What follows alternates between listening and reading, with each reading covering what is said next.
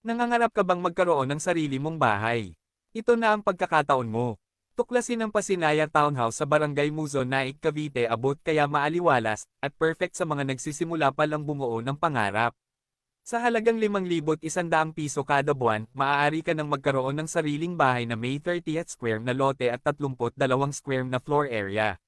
Sapat na espasyo para sa maliit na pamilya, bagong kasal o single na gustong magsimula ng panibagong yugto ng buhay. At sa 10,000 piso lang na processing fee, makakalapit ka na sa iyong pangarap na bahay, hindi kailangan ng malaking paunang bayad. Ang Pasinaya Townhouse ay bare unit kaya ikaw ang baalang magdisenyo, mag-ayos at gawing tunay na tahanan ang bawat sulok nito.